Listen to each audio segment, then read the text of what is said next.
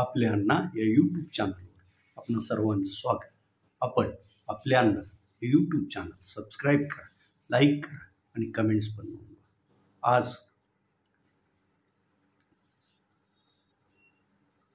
माता जिजाऊंची पुण्यतिथी, त्यानिमित्त त्यांना विनम्र अभिवादन. याचबरोबर आज मुस्लिम समाजाचा बकरी ईद हा सण. बकरी ईद निमित्त सर्व मुस्लिम बांधवांना ईद मुबारक.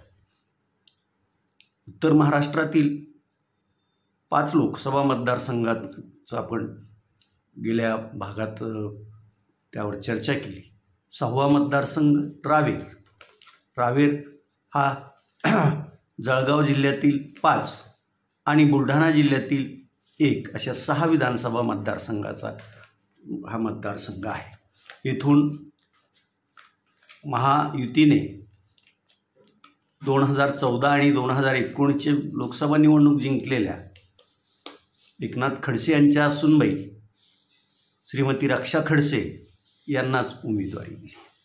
त्यांच्या उमेदवारीबाबत पक्षांतर्गत नाखुशी होतीच, पण तरीही पक्षानं त्यांना उमेदवारी देऊन एकनाथ खडसे यांना विरोधकाकडून आपल्या बाजूनं वश करण्यात यश मिळवलं.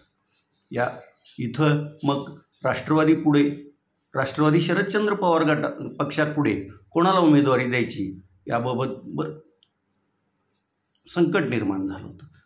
मग त्यांनीही भाजपचा त्याग करून बाहेर पडलेले श्रीराम पाटील यांना उमेदवारी दिली. इथून रक्षा खडसे यांना 6,30,879 एवढी मतं पडली. तर राष्ट्रवादी शरदचंद्र पवार पक्षाचे श्रीराम पाटील यांना अवघी 3,58,696 मतं मिळाली आणि रक्षा खडसे ह्या 2,72,183 मतांनी विजयी झाले.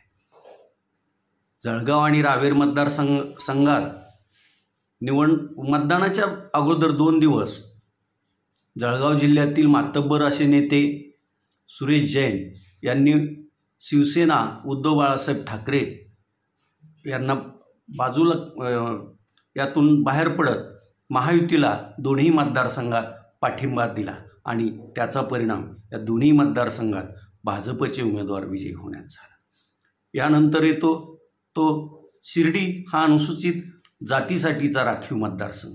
येथे महाविकास आघाडीने हा मतदारसंघ शिवसेना उद्धव बाळासाहेब ठाकरे पक्षाला सोडला होता आणि त्यांनी बऱ्याच दिवसापूर्वीपासून इथून त्याच पक्षातून एक वेळेस विजयी झालेले आणि नंतर पक्षापासून दूर गेलेल्या भाऊसाहेब वाकचौरे यांना उमेदवारी दिली.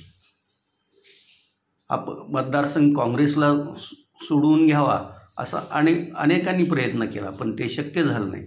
त्यामुळं काँग्रेसच्या त्याही बाळासाहेब थोरात यांचं नेतृत्व मानणाऱ्या उत्कर्षा रुपवते यांनी वंचित बहुजन विकास आघाडीला जवळ केलं.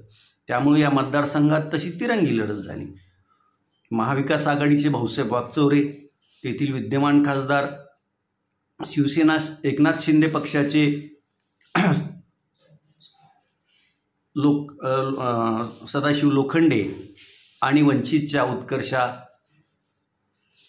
रुपवते या लढतीत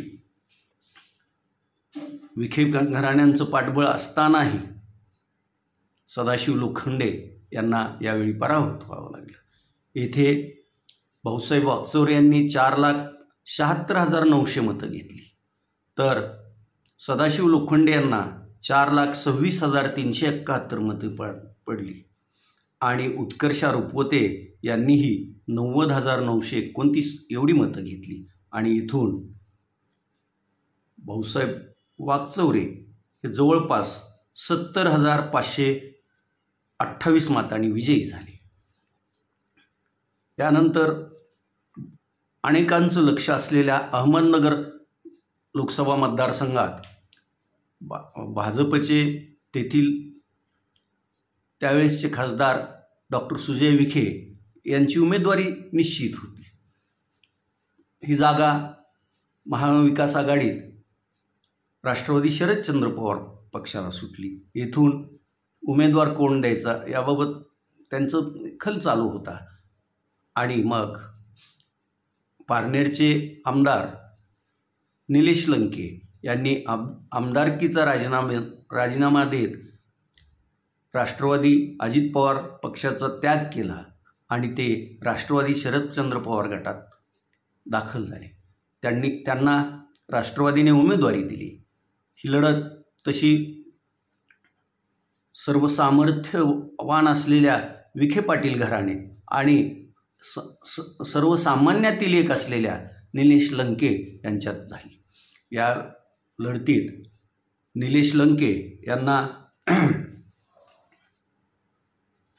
6,24,797 एवढ्या मतदारांनी आपली मतं त्यांना दिली. तर डॉक्टर सुजय विखे यांना 5,95,868 मते पडली आणि येथून 28,929 एवढ्या मताधिक्यानं निलेश लंके हे विजयी झाले.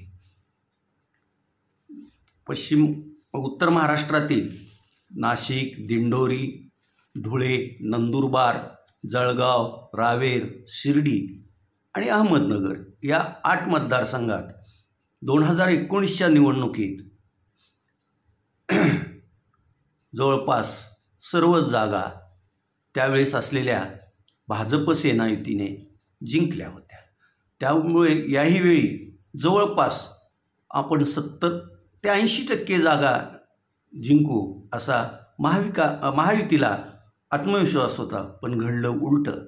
इथं महायुतीला जळगाव आणि रावेर या 2च जागेवर यश मिळालं, तर उर्वरित 6 जागी महाविकास आघाडीने बाजी मारली. गेल्यावेळी